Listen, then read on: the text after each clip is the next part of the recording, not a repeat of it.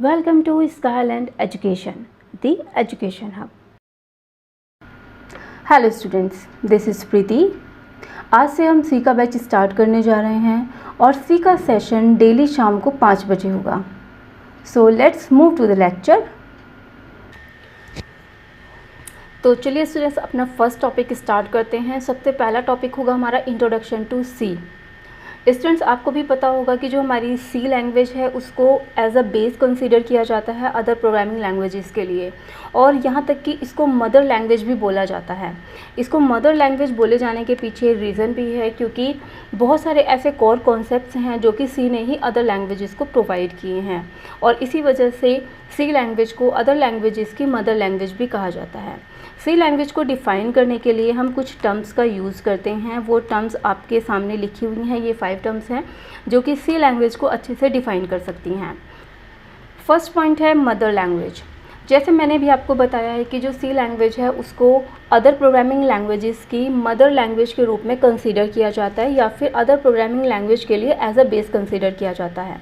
ऐसा इसलिए स्टूडेंट्स क्योंकि बहुत सारे JVM हैं, कंपाइलर हैं, सिस्टम ड्राइवर्स हैं जो कि सी में ही लिखे जाते हैं, और जो हमारी मॉडर्न प्रोग्रामिंग लैंग्वेजेस हैं जो कि प्रेजेंट टाइम पे हम लोग यूज़ कर रहे हैं, उसके जो कोर कॉन्सेप्ट्स हैं वो सी से ही लिए गए हैं। जैसे कि आपका पॉइंटर होता है, फंक्शन होता है, स्ट्रिंग होती हैं, एरे होता है। ये सारे कॉन्सेप्ट्स सी से ही अदर लैंग्वेजेस ने अडॉप्ट किए हैं, इसीलिए सी को अदर लैंग्वेजेस की मदर लैंग्वेज के रूप में कंसीडर किया जाता है। नेक्स्ट पॉइंट है सिस्टम प्रोग्रामिंग लैंग्वेज। सी को सिस्टम प्रोग्रामिंग लैंग्वेज भी बोला जाता है। सिस्टम प्रोग्रामिंग लैंग्वेज का मतलब होता है ऐसी लैंग्वेज जिसका यूज़ करके हम सिस्टम सॉफ्टवेयर्स को डिज़ाइन कर सकते हैं। सी का यूज़ करके भी हम सिस्टम सॉफ्टवेयर्स को डिज़ाइन कर सकते हैं। जैसे बहुत सारे ऑपरेटिंग सिस्टम हैं जो कि सी में लिखे गए हैं, बहुत सारे कर्नल्स हैं जो कि सी में लिखे गए हैं, कंपाइलर सी में लिखे गए हैं, JVM मशीन भी सी में ही लिखी गई है। इसीलिए जो सी लैंग्वेज होती है वो एक सिस्टम प्रोग्रामिंग लैंग्वेज है। थर्ड पॉइंट है procedure oriented programming language. Students, जो प्रोसीजर प्रोग्रामिंग लैंग्वेजेस होती हैं वो किसी भी प्रॉब्लम को सॉल्व करने के लिए स्पेसिफाइड सेट ऑफ इंस्ट्रक्शंस को फॉलो करती हैं या सेट ऑफ स्टेप्स को फॉलो करती हैं। सी भी एक प्रोसीजरल प्रोग्रामिंग लैंग्वेज है क्योंकि ये भी किसी भी प्रॉब्लम को सॉल्व करने के लिए पर्टिकुलर स्टेप्स को फॉलो करती है। फॉर एग्जांपल, अगर हमें अपने प्रोग्राम में किसी वेरिएबल या फंक्शन का यूज़ करना है तो वो वेरिएबल या फंक्शन पहले से ही डिफ़ाइन होना चाहिए। तो यहाँ पे एक पर्टिकुलर प्रोसीजर फॉलो हो रहा है, यानी पहले आप वेरिएबल और फंक्शन को डिफ़ाइन करेंगे, डिक्लेयर करेंगे, एंड देन आप उनको डिफ़ाइन कर सकते हैं, एंड देन आप उनको यूज़ कर सकते हैं। तो ये एक पर्टिकुलर प्रोसीजर को फॉलो कर रही है, इसीलिए सी एक प्रोसीजर ओरिएंटेड प्रोग्रामिंग लैंग्वेज है। फोर्थ है हमारा structured programming language. Structured programming language का मतलब होता है कि जो हमारा कोड होता है उसको हम छोटे छोटे पार्ट्स में या छोटे छोटे ब्लॉक्स में डिवाइड कर देते हैं। जब हम अपने कोड को छोटे छोटे ब्लॉक्स में डिवाइड कर देते हैं तो हमारा जो कोड होता है वो ज़्यादा रीडेबल हो जाता है, और अगर कोई दूसरा यूज़र उस कोड को रीड करता है तो उसके लिए भी वो ईज़िली रीडेबल होता है। और देन सेकेंड एडवांटेज इसका ये होता है कि जो आपका कोड होता है उसको आप ईज़िली रीयूज़ भी कर सकते हैं। फिफ्थ पॉइंट है हमारा mid level programming language. Students, C एक इकलौती ऐसी लैंग्वेज है जो कि मिड लेवल प्रोग्रामिंग लैंग्वेज है।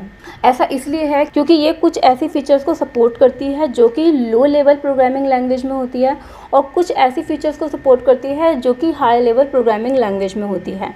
तो यानी ये दोनों ही तरीके की प्रोग्रामिंग लैंग्वेज की फीचर्स को सपोर्ट करती है, इसीलिए ये मिड लेवल प्रोग्रामिंग लैंग्वेज कहलाती है। चलिए स्टूडेंट्स, सी लैंग्वेज की हिस्ट्री देख लेते हैं।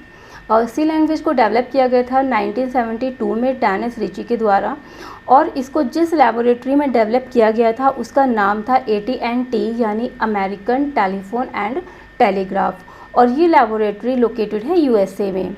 और जो डेनिस रिची हैं उनको सी लैंग्वेज का फाउंडर कहा जाता है। ऑब्वियस है क्योंकि डेनिस रिची ने इसको डेवलप किया था, तो इसीलिए डेनिस रिची को इसका फाउंडर बोला जाता है। और सी लैंग्वेज के पहले जो लैंग्वेजेस यूज़ होती थी जैसे BCPL, उनमें कुछ प्रॉब्लम्स थी। इन लैंग्वेजेस की प्रॉब्लम से ओवरकम होने के लिए, यानी इन प्रॉब्लम्स को दूर करने के लिए सी लैंग्वेज को डेवलप किया गया था। इनिशियली सी लैंग्वेज को यूनिक्स ऑपरेटिंग सिस्टम में यूज़ करने के लिए डेवलप किया गया था, और ये इसकी जो प्रीवियस लैंग्वेजेस हैं जैसे BCPL, इनकी बहुत सारी फीचर्स को ये अडॉप्ट करती है यानी इनहेरिट करती है। चलिए सी की कुछ फीचर्स देख लेते हैं। सबसे पहले फीचर है सिंपल। स्टूडेंट्स, आपको ये पता है कि जो सी लैंग्वेज है वो बहुत ही ज़्यादा सिंपल होती है। इसमें जो कोड होता है वो बहुत ही ज़्यादा सिंपल होता है, इसके सिंटैक्स बहुत ज़्यादा सिंपल होते हैं। नेक्स्ट पॉइंट है हमारा मशीन इंडिपेंडेंट और पोर्टेबल। स्टूडेंट्स, हम सी लैंग्वेज को डिफरेंट प्लेटफॉर्म्स पे इजीली रन कर सकते हैं, यानी ये विंडोज़ पे भी वर्क करता है, ये यूनिक्स पे भी प्रॉपरली वर्क कर सकता है। और जब हम इसको डिफरेंट प्लेटफॉर्म पे रन करेंगे तो उस प्लेटफॉर्म पे रन होने के लिए इसमें जो हमें चेंजेस करने होंगे वो बहुत ही मिनिमल चेंजेस हमें अपने सिस्टम पे करने होते हैं, और मिनिमल चेंजेस के बाद ये इजीली किसी भी मशीन पे रन हो सकती है। तो इसीलिए सी लैंग्वेज को मशीन इंडिपेंडेंट और पोर्टेबल लैंग्वेज बोला जाता है। थर्ड पॉइंट है हमारा मिड लेवल प्रोग्रामिंग लैंग्वेज। ये जस्ट मैंने अभी आपको स्टूडेंट्स बताया ही है कि सी लैंग्वेज एक ऐसी इकलौती लैंग्वेज है जो कि लो लेवल लैंग्वेज की फ़ीचर्स को भी सपोर्ट करती है और हाई लेवल लैंग्वेज की फ़ीचर्स को भी सपोर्ट करती है, इसीलिए इसको मिड लेवल प्रोग्रामिंग लैंग्वेज बोलते हैं।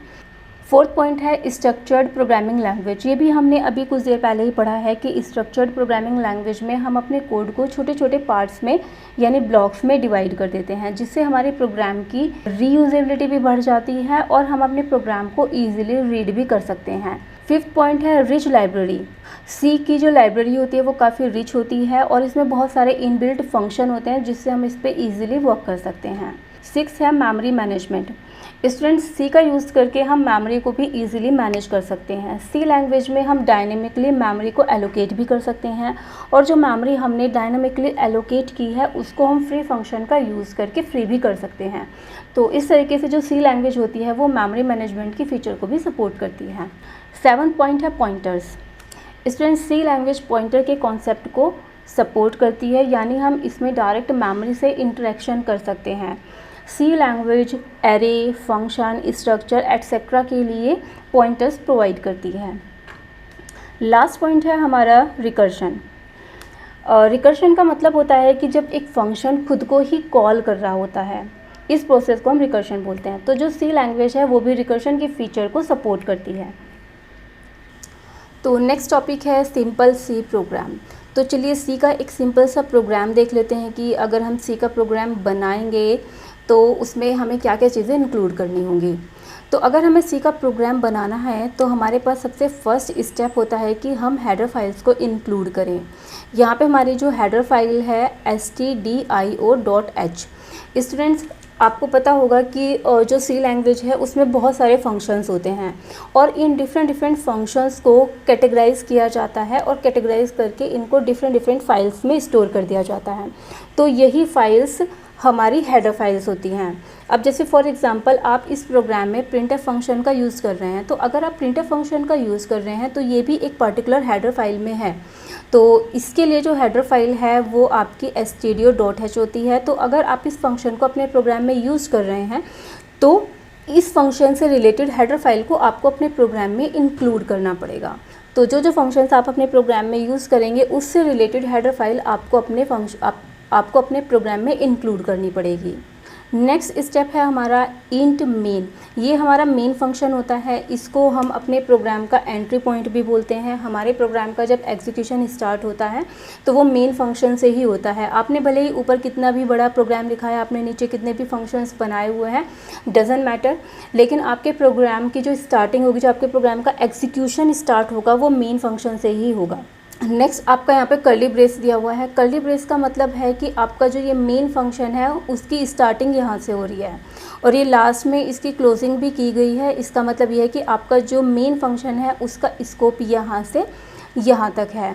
तो कुल मिला के हम कह सकते हैं कि जो कर्ली ब्रेस होता है सी लैंग्वेज में वो किसी भी फंक्शन के स्कोप को बताता है या किसी प्रोग्राम के स्कोप को बताता है। नेक्स्ट हमने फोर्थ स्टेप में हमने एक फंक्शन का यूज़ किया हुआ है। ये फंक्शन है हमारा printf फंक्शन और यहाँ पे हमने पैरेंथेसिस के अंदर एक स्टेटमेंट लिखा हुआ है हेलो सी प्रोग्रामिंग। तो स्टूडेंट्स, जो printf फंक्शन होता है वो कंसोल पे किसी मैसेज को या किसी डेटा को प्रिंट करने के लिए यूज़ होता है। तो जो भी हम यहाँ पे printf फंक्शन के अंदर लिखते हैं वो एज इट इज़ प्रिंट हो जाता है कंसोल पे। तो जब हमें किसी मैसेज को या किसी डेटा को एज इट इज़ प्रिंट कराना होता है तब हम printf फंक्शन का यूज़ करते हैं। नेक्स्ट स्टेप है हमारा रिटर्न ज़ीरो। ये स्टेटमेंट ऑपरेटिंग सिस्टम को आपके प्रोग्राम के एग्जीक्यूशन का स्टेटस रिटर्न करता है। अगर ये ऑपरेटिंग सिस्टम को 0 रिटर्न कर रहा है, इसका मतलब ये है कि आपका प्रोग्राम सक्सेसफुली एग्जीक्यूट हो रहा है, और अगर ये 1 रिटर्न करेगा तो इसका मतलब ये है कि आपका प्रोग्राम सक्सेसफुली एग्जीक्यूट नहीं हो पा रहा है। स्टूडेंट्स, प्रोग्राम बनाने के बाद नेक्स्ट स्टेप हमारा होता है कि हम उस प्रोग्राम को कंपाइल करें और हम उस प्रोग्राम को रन करें। तो प्रोग्राम को कंपाइल करने के लिए और प्रोग्राम को रन करने के लिए हमारे पास 2 ऑप्शन होते हैं। हम मेन्यू का यूज़ करके भी प्रोग्राम को कंपाइल भी कर सकते हैं और रन भी कर सकते हैं, और या तो फिर हम शॉर्टकट का यूज़ कर सकते हैं। तो अगर हमें प्रोग्राम को कंपाइल करना है तो उसके लिए सी के एडिटर में कंपाइल नाम का मेन्यू होता है। आप उस मेन्यू पे क्लिक करिए। जैसे आप क्लिक करेंगे आपके सामने फर्स्ट ऑप्शन आएगा कंपाइल का। जैसे ही आप कंपाइल ऑप्शन पे क्लिक करेंगे आपका प्रोग्राम कंपाइल हो जाएगा, और या फिर कंपाइलेशन के लिए आप Alt+F9 की भी प्रेस कर सकते हैं। सेकंड है आपका, आप प्रोग्राम को रन कैसे करेंगे। अगर आप प्रोग्राम को रन करना चाहते हैं तो सी के एडिटर में रन मेन्यू होता है। आप रन मेन्यू पे क्लिक करें। जैसे ही आप रन मेन्यू पे क्लिक करेंगे आपके सामने एक लिस्ट ओपन हो जाएगी। उसमें सबसे फर्स्ट ऑप्शन रन का होगा। जैसे ही आप रन पे क्लिक करेंगे आपका प्रोग्राम रन हो जाएगा। सेकेंड मेथड है आपका बाय शॉर्टकट। अगर आप शॉर्टकट का यूज़ करके अपने प्रोग्राम को कंपाइल या फिर रन करना चाहते हैं, मतलब एक साथ आप अपने प्रोग्राम को कंपाइल भी करना चाहते हैं और रन भी करना चाहते हैं, तो उसके लिए हमारे पास शॉर्टकट की होती है Ctrl+F9। जैसे ही आप Ctrl+F9 की को प्रेस करेंगे आपका प्रोग्राम कंपाइल भी हो जाएगा और वो साथ के साथ रन भी हो जाएगा। नेक्स्ट टॉपिक है कंपाइलेशन प्रोसेस इन सी। इस प्रोसेस को हम एक एग्जाम्पल के थ्रू समझते हैं। यहाँ पे हमने एक एग्जाम्पल लिया हुआ है जिसमें हमने एक सोर्स कोड बनाया हुआ है, जिसमें हमने सिंपली एक मैसेज प्रिंट कराया हुआ है। तो ये जो कोड लिखा हुआ है ये हाई लेवल लैंग्वेज में लिखा हुआ है, लेकिन इस प्रोग्राम को हम डायरेक्टली एग्जीक्यूट नहीं कर सकते हैं, क्योंकि जो सिस्टम होता है यानी जो कंप्यूटर सिस्टम होता है वो 0-1 यानी बाइनरी फॉर्म पे वर्क करता है। तो इस प्रोग्राम को एग्जीक्यूट करने के लिए इसको हाई लेवल लैंग्वेज से मशीन लेवल लैंग्वेज में यानी ऑब्जेक्ट कोड में कन्वर्ट करने की रिक्वायरमेंट होती है। तो हाई लेवल लैंग्वेज से ऑब्जेक्ट कोड में कन्वर्ट करने की जो प्रोसेस होती है वो कंपाइलेशन प्रोसेस कहलाती है, और ये कन्वर्जन की जो प्रोसेस होती है उसको कंपाइलर करता है। कंपाइलर पूरे सोर्स कोड को एक साथ चेक करता है और जो भी सिंटैक्टिकल या स्ट्रक्चरल एरर्स होती हैं उनको आपके सामने रिप्रेजेंट करता है, और अगर सोर्स कोड एरर फ्री है तो वो डायरेक्ट ही ऑब्जेक्ट कोड जनरेट कर देता है। कंपाइलेशन की प्रोसेस के दौरान सोर्स कोड 4 फेजेस से गुजरता है। फर्स्ट फेज़ है आपका प्री प्रोसेसर, सेकेंड फेज़ है कंपाइलर, थर्ड फेज़ है असेंबलर एंड फोर्थ फेज़ है लिंकर। अब हम इन चारों फेजेस को 1 बाय 1 स्टडी करेंगे कि इन चारों फेजेस में हमारे कोड में कौन कौन से चेंजेस होते हैं। यहाँ पे मैंने एक डायग्राम बनाया हुआ है। ये डायग्राम प्रोग्राम के कंपाइलेशन के फ़्लो को बता रहा है कि किस किस तरीके से या किन किन स्टेप्स को फॉलो करके हमारा प्रोग्राम कंपाइल होता है। तो सबसे पहला स्टेप होता है हमारा सी प्रोग्राम का, यानी कि सोर्स कोड का। जो हमने अभी सोर्स कोड पिछले एग्जाम्पल में देखा था वही हमारा सोर्स कोड होता है, यानी वही हमारे सी का प्रोग्राम होगा। तो हमने यहाँ पे सबसे पहले स्टेप में सी का प्रोग्राम बना लिया है, और जब हम ये प्रोग्राम बनाते हैं तो यहाँ पे हमने एग्जाम्पल के लिए अपनी फ़ाइल को सेव किया हुआ है हेलो नेम से, और यहाँ पे हमें एक्सटेंशन देना होता है .c। देन नेक्स्ट स्टेप में हमारी जो ये फाइल होगी ये एज अ इनपुट जाती है प्री प्रोसेसर में, और प्री प्रोसेसर यहाँ पे कुछ प्रोसेसिंग करता है। सबसे पहले प्री प्रोसेसर जो भी आपने प्रोग्राम में कमेंट्स दिए हुए हैं उन कमेंट्स को रिमूव कर देता है, एंड देन आपने अपने प्रोग्राम में जितनी भी हेडर फाइल्स इंक्लूड की हुई हैं, फॉर एग्जांपल अगर आपके प्रोग्राम में studio.h हेडर फाइल है तो यहाँ पे प्री प्रोसेसर उस हेडर फाइल को इंटरप्रेट करता है और उस फाइल का जो एक्चुअल कंटेंट होता है उसको वो रिप्लेस कर देगा इस हेडर फाइल से। तो ये वर्क होता है प्री प्रोसेसर का। एंड देन ये एक फ़ाइल जनरेट करता है जिसका एक्सटेंशन .i होता है, और यहाँ पे क्योंकि हमारा कोड एक्सपेंड हो चुका है, क्योंकि जितनी भी हेडर फाइल्स थी उनको हमने कंटेंट से रिप्लेस कर दिया है, इसीलिए जो हमारा कोड होगा वो एक्सपेंडेड हो जाएगा। इसलिए यहाँ पे जो कोड है वो एक्सपेंडेड सोर्स कोड है। देन नेक्स्ट स्टेप में हमारा कंपाइलर वर्क करता है और ये इस एक्सपेंडेड सोर्स कोड को एज अ इनपुट लेता है। यहाँ पे जो कंपाइलर होगा वो इस एक्सपेंडेड सोर्स कोड को असेंबली लैंग्वेज में कन्वर्ट कर देगा, और यहाँ पे जो फाइल बनेगी कंपाइलर के थ्रू वो .s एक्सटेंशन की फ़ाइल होगी। देन नेक्स्ट स्टेप में असेंबलर वर्क करता है और ये इस असेंबली कोड को एज अ इनपुट लेता है एंड देन ये इस असेंबली लैंग्वेज के कोड को कन्वर्ट करता है ऑब्जेक्ट कोड में और ये एक फ़ाइल क्रिएट करता है जो कि OBJ फाइल होती है। देन इस स्टेप के बाद लिंकर वर्क करता है।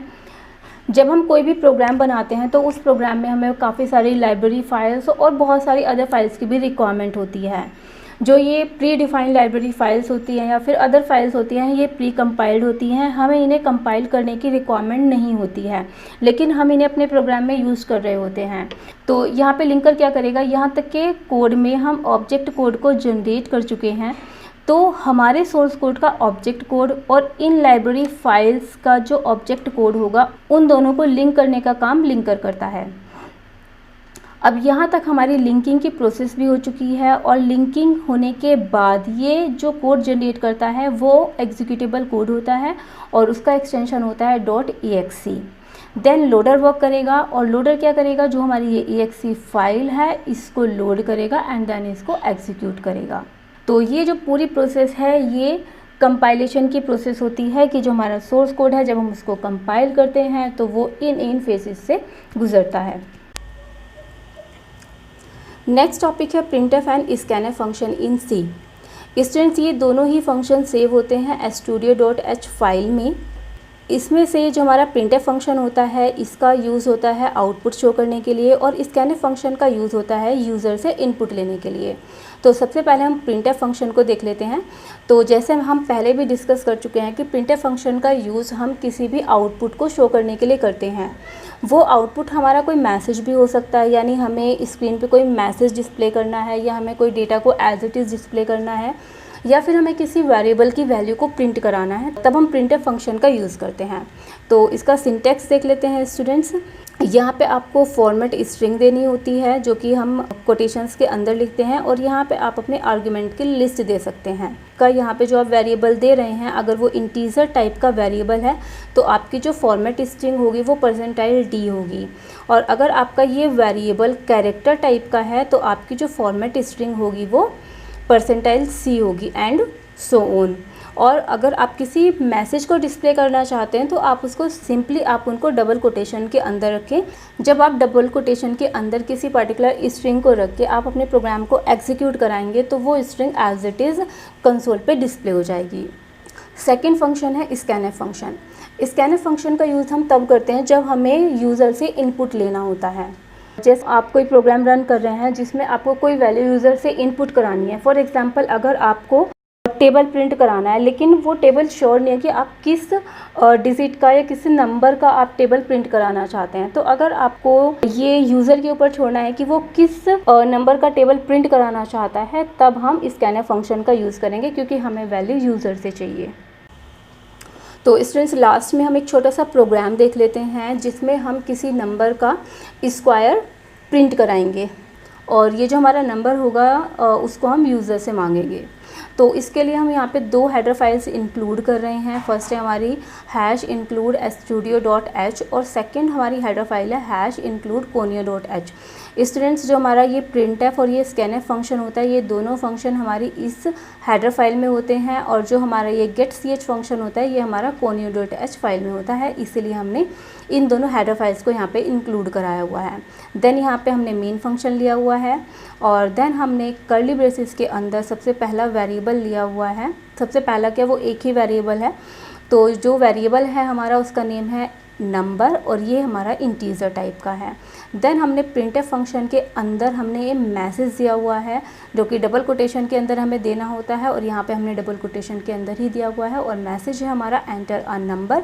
तो जब ये प्रोग्राम एग्जीक्यूट होगा तो आपके सामने मैसेज लिखा हुआ आएगा कि एंटर अ नंबर। देन हमने स्कैनफ फंक्शन का यूज़ किया हुआ है और यहाँ पे आपसे एक वेरिएबल की वैल्यू इनपुट करने के लिए मांगी गई, यानी आप यहाँ पे आपसे एक नंबर एज अ इनपुट मांगा जाएगा। ये आपके ऊपर डिपेंड करता है कि आप जिस भी नंबर को देना चाहें आप यहाँ पे दे सकते हैं। जो भी नंबर आप यहाँ पे देंगे उसी का स्क्वायर आपके सामने प्रिंट होगा।